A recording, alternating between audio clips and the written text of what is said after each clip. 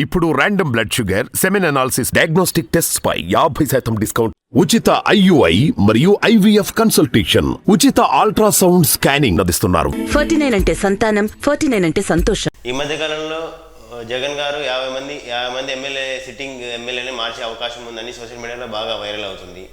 ఈ న్యూస్ దీని గురించి ఏమంటారు?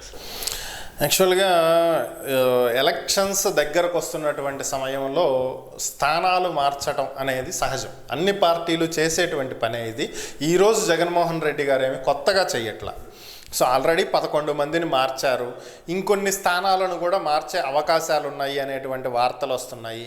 అది వాస్తవం, దాంట్లో అబద్ధం అయితే ఏం లేదు. సో ఇక్కడ జగన్మోహన్ రెడ్డి గారు ఇంతకు ముందు కూడా చెప్పారు, ఎమ్మెల్యేలు అందరితోటి కూడా ఒక సమావేశం ఏర్పాటు చేసుకున్నప్పుడు, నేను ప్రతి ఒక్క ఎమ్మెల్యే గ్రాఫ్ చెక్ చేస్తాను, ఇండివిజువల్గా పర్సనల్గా నేను కొన్ని సర్వేస్ రిపోర్ట్స్ తెప్పించుకుంటున్నాను, వాటి ఆధారంగా గ్రాఫ్ సరిగా లేనటువంటి వారికి టిక్కెట్టు ఇవ్వను, గ్రాఫ్ బాగున్నటువంటి వారికి టిక్కెట్లు ఇస్తాను, చాలా స్థానాలు మారేటువంటి అవకాశం ఉంది, ఇప్పటికైనా ప్రజల్లోకి వెళ్ళండి, తిరగండి అని చెప్పి ఆయన గతంలో చెప్పున్నాడు. ఇప్పుడు అదే చేస్తున్నాడు. దాంట్లో ఎటువంటి తప్పు లేదు. అయితే ఇక్కడ ఏంటంటే కొన్ని ఎంపీ స్థానాల్లో గతంలో పోటీ చేసిన వారిని ఎమ్మెల్యేలుగా పోటీ చేసిన వారిని ఎంపీలుగా మార్చాలనేటువంటి ఆలోచనలో ఉన్నట్లుగా కూడా ఒక సమాచారం ఉంది. అయితే ఇక్కడ ఏంటంటే జగన్మోహన్ రెడ్డి గారు తీసుకోవాల్సినటువంటి ఒక నిర్ణయం ఏంటంటే, జనరల్గా ఇప్పుడు చిన్న ఎగ్జాంపుల్, ఆదిమూలపు సురేష్ బాబు గారిని ఎక్కడ మార్చారు? కొండేపికి. అలాగే మేరుగు నాగార్జున గారిని వేమూరు నుంచి చేంజ్ చేశారు. ఆ ప్లేస్కి వరకూటి అశోక్ బాబు గారిని వేశారు.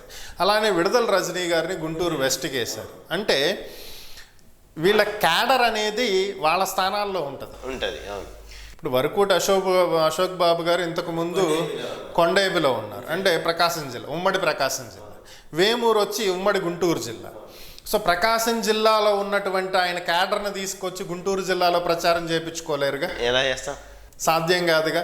ఇక్కడ ఉన్నటువంటి క్యాడర్ ఆయనకి అనుకూలంగా పనిచేయటానికి కొంత టైం పట్టిద్ది. అలానే విడుదల రజనీ గారు చిలకలూరుపేటలో ఉన్నటువంటి ఆమెను తీసుకొచ్చి గుంటూరులో వేస్తే ఆమె క్యాడర్ అంతా అక్కడ ఉంటుంది, ఇక్కడ ఎవరు వర్క్ చేస్తారు? సో ఇలాంటివి కూడా కొన్ని ప్రాబ్లమ్స్ వచ్చే అవకాశం ఉంది. మారిస్తే పూర్తిగా క్యాండిడేట్నే మార్చేయాలి. స్థానాలు మార్చినంత మాత్రాన రిజల్ట్లో పెద్దగా డిఫరెన్స్ అయితే రాదు. అయితే మార్పులు చేర్పులు అనేవి సహజం, చెయ్యాలి.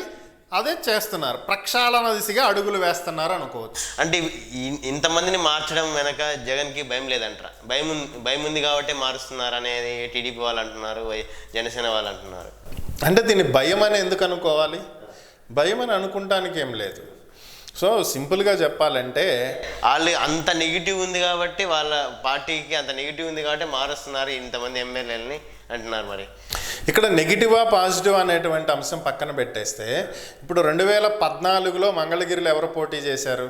లోకేష్ పోటీ చేశాడా? చేయలేదుగా.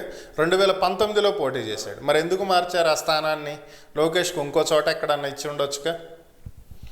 సో పార్టీలు అనేవి కొన్ని స్థానాలను మారుస్తూ ఉండటం, ప్రయోగాలు చేయటం అనేది సహజం.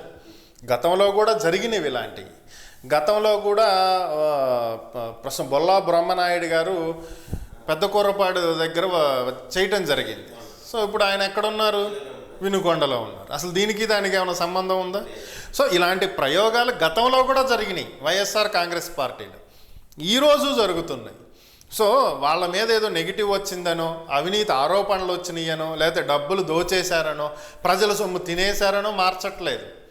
పార్టీకి ఎవరి సేవలు ఎక్కడ అవసరమో దాన్ని బట్టి జగన్మోహన్ రెడ్డి గారు కొన్ని నిర్ణయాలు తీసుకుంటూ ఉంటారు, మారుస్తూ ఉంటారు. ఈ మార్పు అనేది అధికారంలోకి పార్టీని తీసుకురావటానికి చేసేటువంటి ప్రయత్నాలు మాత్రమే.